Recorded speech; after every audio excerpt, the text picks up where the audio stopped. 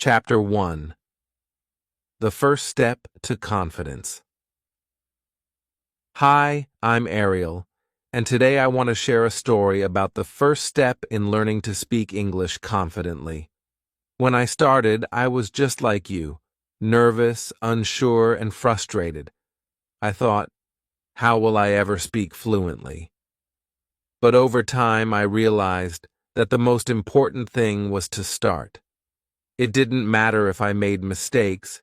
It only mattered that I tried.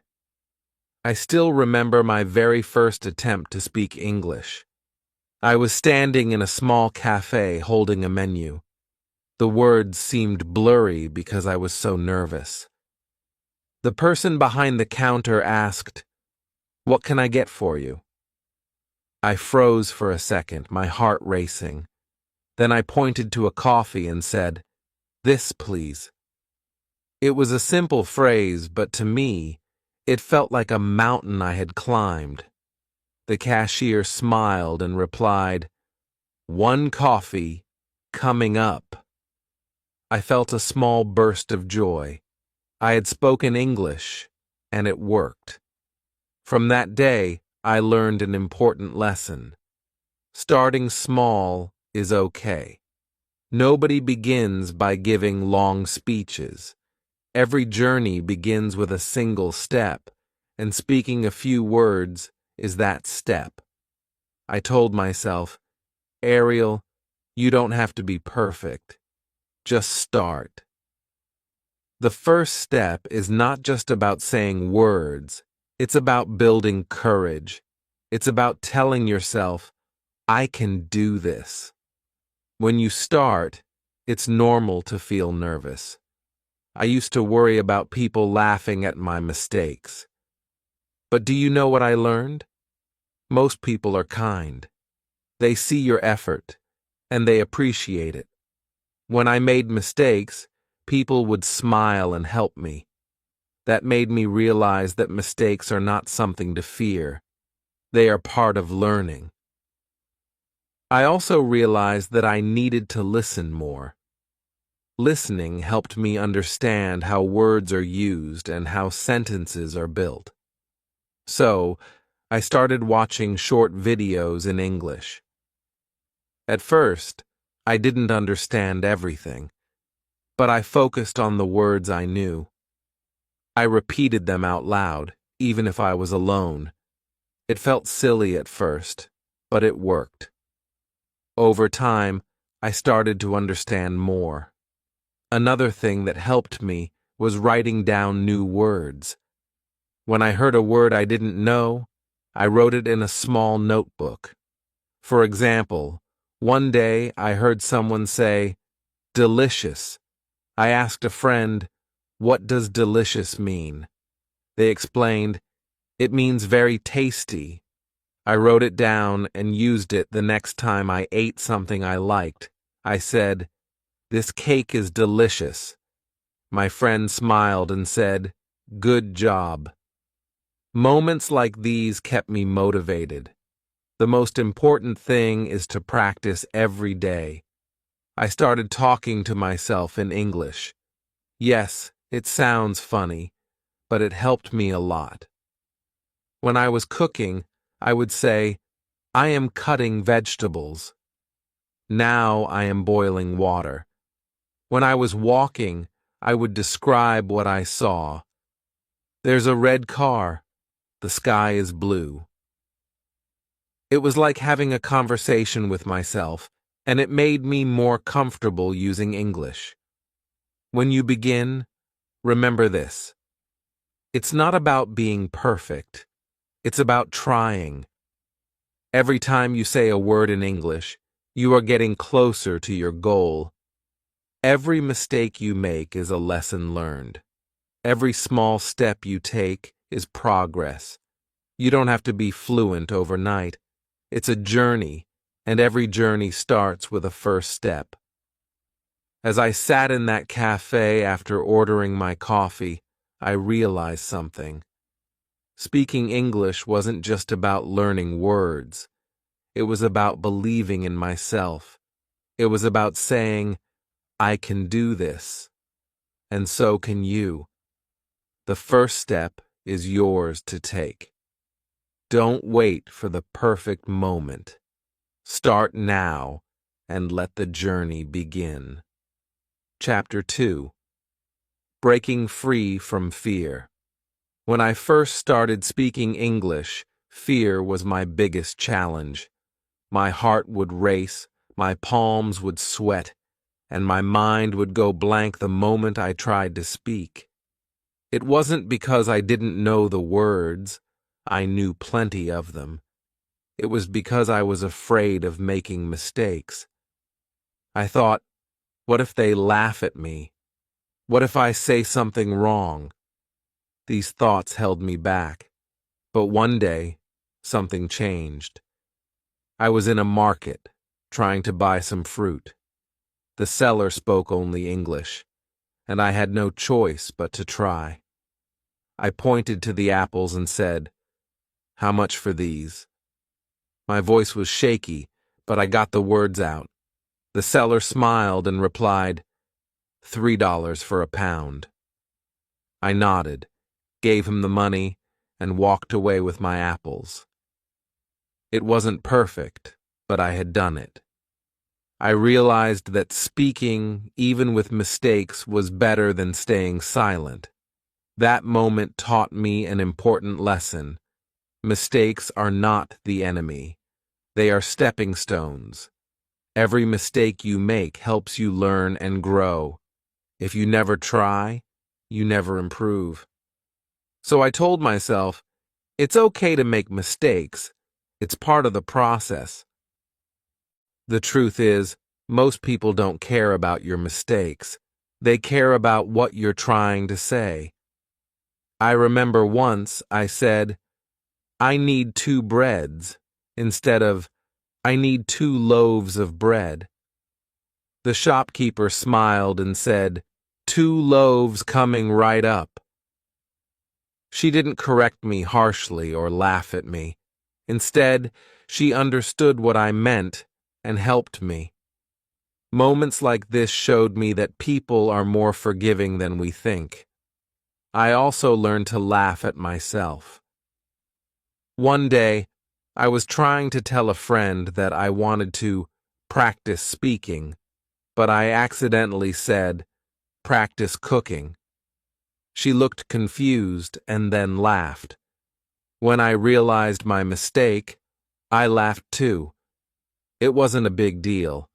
In fact, it became a funny memory. Learning to laugh at my mistakes took away the fear and made learning more enjoyable. Another thing that helped me was focusing on the message, not the grammar. When I started, I wanted every sentence to be perfect. But this made me overthink and freeze up. Then, I changed my approach. Instead of worrying about perfect grammar, I focused on communicating my ideas. If I didn't know a word, I used simple phrases or gestures to explain. For example, if I didn't know the word umbrella, I'd say, "the thing that protects you from rain." People always understood, and I felt more confident. Talking to supportive people also made a big difference. I found friends and teachers who encouraged me. They didn't point out every mistake I made. Instead, they celebrated my efforts and helped me improve. If you can, find people like this. They can make your learning journey so much easier. I also started asking for help when I needed it. If I didn't know how to say something, I'd ask, "How do you say this in English?" People were always willing to teach me. I learned that asking questions is not a sign of weakness. It's a sign of wanting to learn. Another way I overcame fear was by preparing for common situations.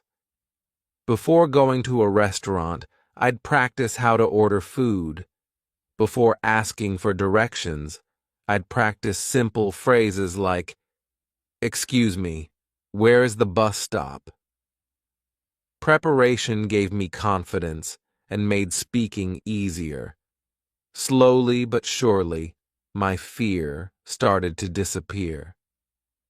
The more I practiced, the more I realized that mistakes didn't matter as much as I thought. What mattered was trying, learning, and improving. Every time I spoke, I felt a little braver.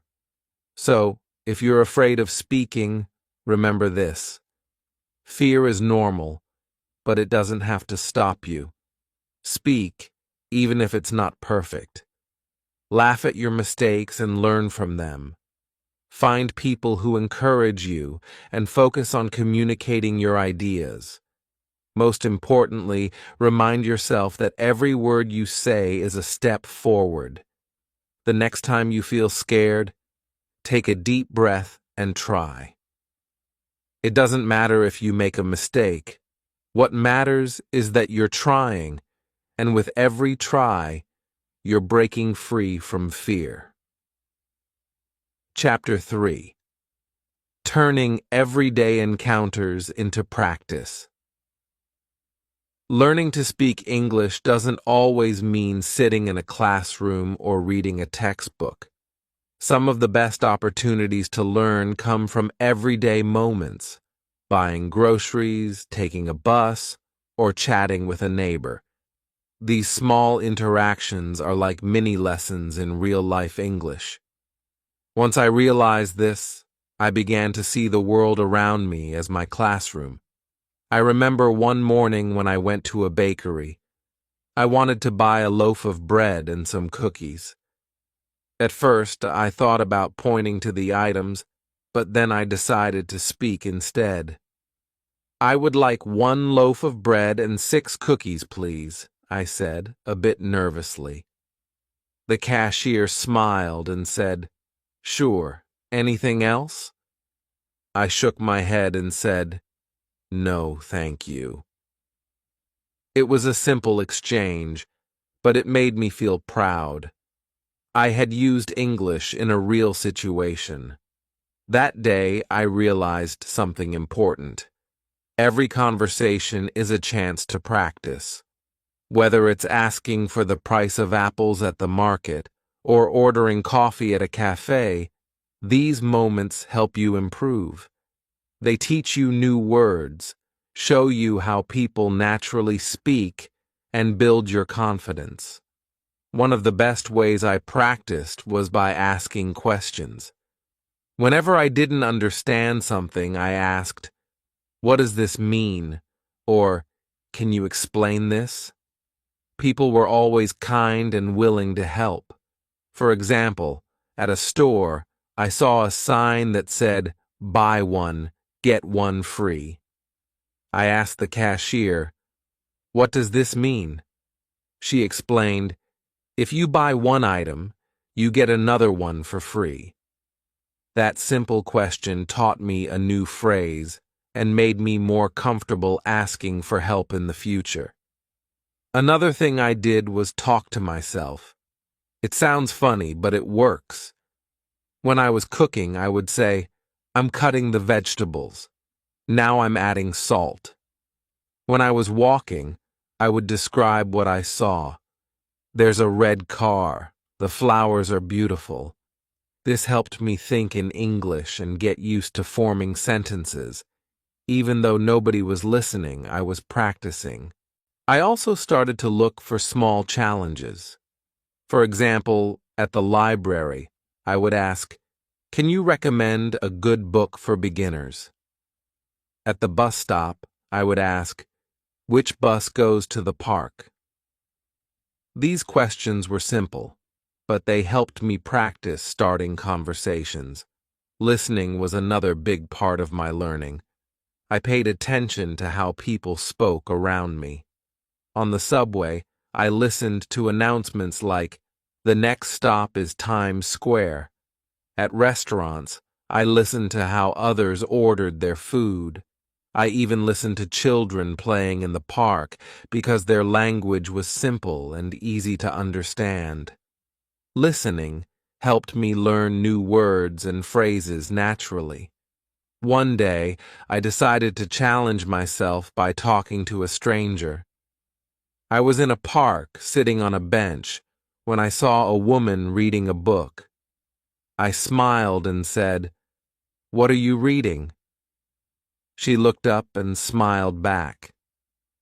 "It's a mystery novel," she said. We talked for a few minutes about books and favorite authors. It was a short conversation, but it felt like a big achievement.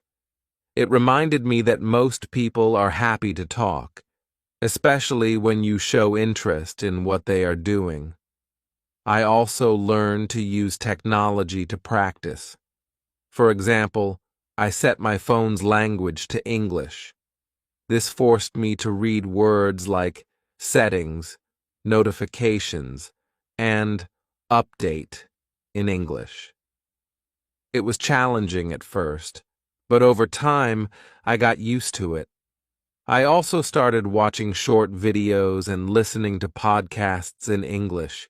These helped me hear how words are pronounced and used in everyday life.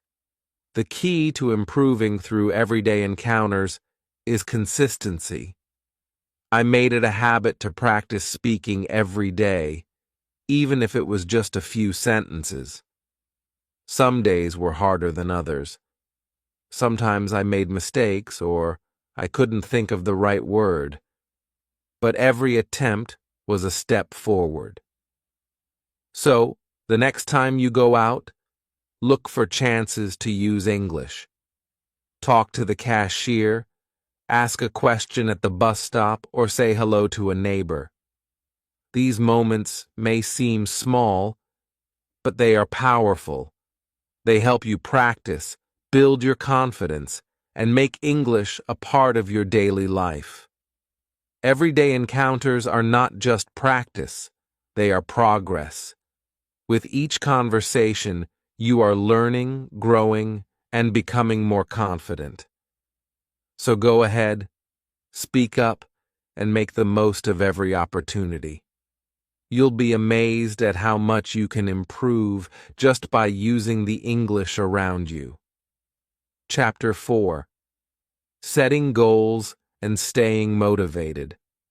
When I started learning English, I often felt lost. I didn't know where to begin or how to measure my progress. That's when I realized the importance of setting goals. Goals gave me a clear direction and kept me motivated, even when learning felt hard. In this chapter, I want to share how setting goals changed my journey and how it can help you too. At first, my goal was very broad. I want to speak English fluently. It sounded good, but it wasn't specific. I didn't know how to get there. Then, a friend gave me some advice. Break your big goal into smaller, clear steps. That's when I started setting smaller goals. For example, instead of saying, "I want to be fluent," I said, "This week I will learn 10 new words," or "Today I will practice introducing myself." These smaller goals felt achievable, and every time I reached one, I felt proud and motivated to keep going. One of the first specific goals I set was to introduce myself in English without hesitation. I practiced saying, "Hi, my name is Ariel. I am from Spain. I enjoy cooking and traveling." At first, I practiced in front of a mirror. Then I tried it with friends at my language club. Finally, I used it when meeting new people. Each time, I felt a little more confident. Reaching this small goal showed me that I could improve with effort. Another goal I set was to hold a short conversation. For example, I decided to talk to my neighbor about the weather. I said, "Good morning. It's sunny today. Do you like warm weather?" The conversation was brief, but it was a big step for me. Afterward, I wrote it down in my notebook and thought about what went well and what I could improve. Having a clear purpose also helped me stay motivated. I thought about why I wanted to learn English. For me, it was about connecting with people from different countries and having more opportunities in life. I imagined myself traveling to new places, talking to locals, and feeling confident. Whenever I felt tired or discouraged, I reminded myself of these dreams. They gave me the energy to keep going. Another thing that helped was creating fun and creative goals. For example, I set a goal to watch a short movie in English and understand at least half of it. I chose a simple movie with subtitles and wrote down new words I heard. Watching movies became both fun and educational, and it didn't feel like hard work. Sometimes, I struggled to stay motivated. There were days when I felt like I wasn't improving or that speaking English was too hard. On those days, I reminded myself to celebrate small wins. For example, if I learned one new word or understood one sentence better than before, I told myself, "You're making progress." These small victories kept me going. I also made a habit of rewarding myself.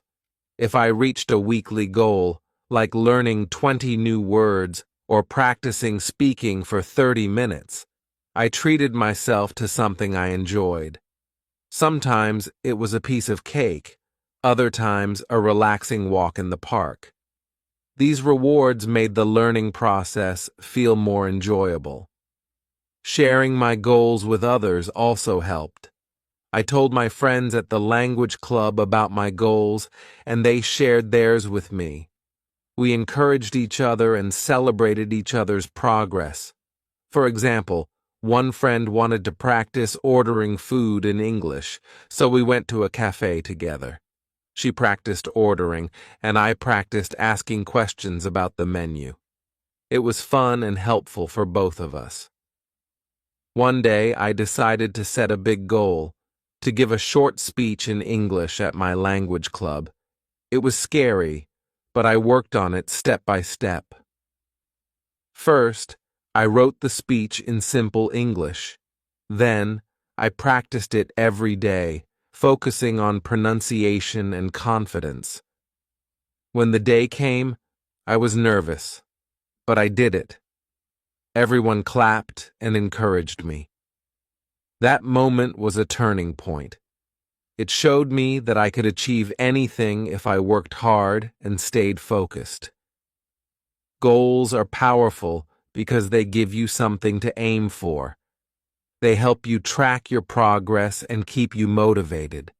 Whether your goal is to introduce yourself, hold a conversation, or speak in front of a group, every goal you set brings you closer to fluency. As you set your goals, remember to make them clear and achievable.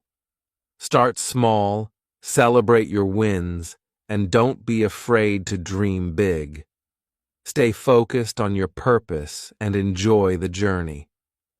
With each goal you reach, you'll feel stronger, more confident, and more excited about learning English. Chapter 5. Practical Methods for Improvement. When I started learning English, I often asked myself, how can I improve faster?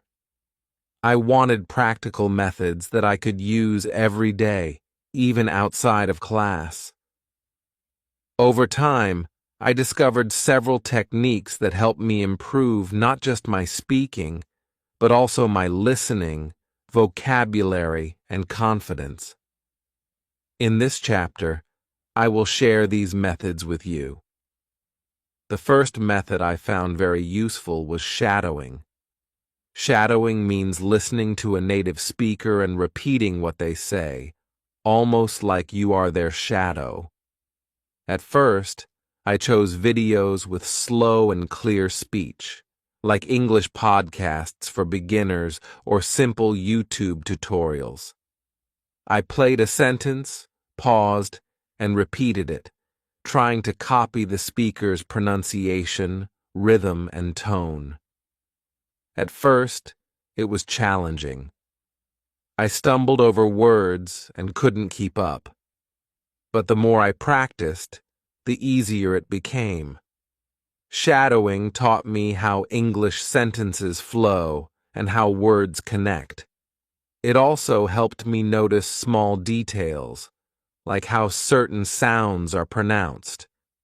Over time, I started sounding more natural when I spoke. I didn't worry about making mistakes during shadowing because it was just practice and nobody was listening. That gave me the freedom to try without fear. The second method I used was recording myself. This felt strange at first. I didn't like the sound of my voice, and I noticed mistakes I didn't realize I was making. But recording was one of the best ways to track my progress. I started with simple sentences, like introducing myself. Hi, my name is Ariel. I am learning English. I played the recording and compared it to native speakers. This helped me hear where I needed to improve.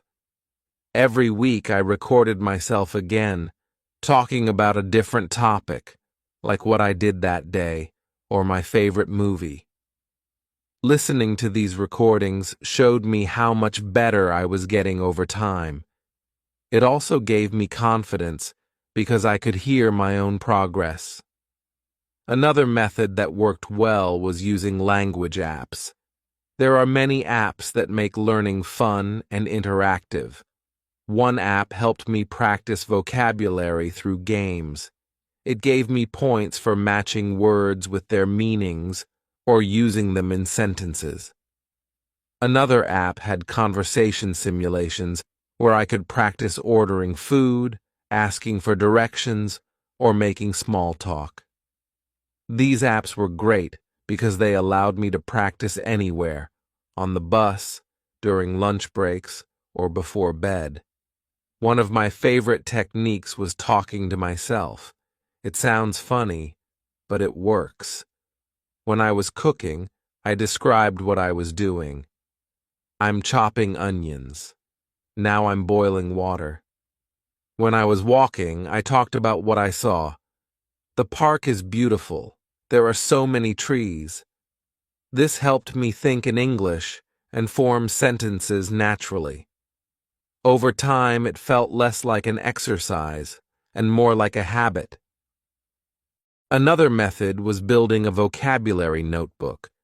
Whenever I heard a word I didn't know, I wrote it down.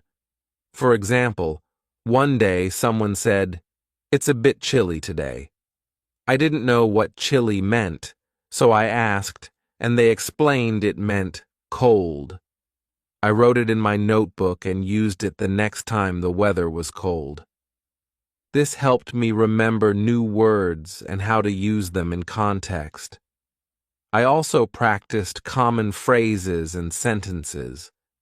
These were phrases I knew I would use often, like, "Can you help me?" or "I'd like a coffee, please." I practiced them until they felt automatic. Having these phrases ready made me more confident in real conversations because I didn't have to think too hard about what to say. Finally, I made a habit of asking for feedback. When I spoke to friends or teachers, I asked, "Can you tell me if I made a mistake?" Most people were happy to help. They would gently correct me or suggest a better way to say something. This helped me improve quickly because I learned from real interactions. One of the most important lessons I learned was that consistency matters more than perfection. I didn't have to practice for hours every day. Even 15 minutes of shadowing or using an app made a difference if I did it regularly. The key was to stay consistent and keep trying, even on days when it felt hard. These methods, shadowing, recording, using apps, talking to myself, and asking for feedback helped me improve step by step. They made learning English practical and fun. Each technique taught me something new and brought me closer to fluency. If you're looking for ways to improve, try these methods. Start with one or two that feel comfortable, and then add more as you go. Remember, it's not about being perfect. It's about practicing, learning, and enjoying the process. With these tools, you'll see progress and feel more confident in your English every day. Chapter 6. Celebrating Progress and Looking Ahead. As I near the end of my journey to improve my English, I've realized one very important thing. Progress deserves to be celebrated. No matter how small the step, every bit of effort matters. At the beginning, I was so focused on fluency that I forgot to enjoy the journey.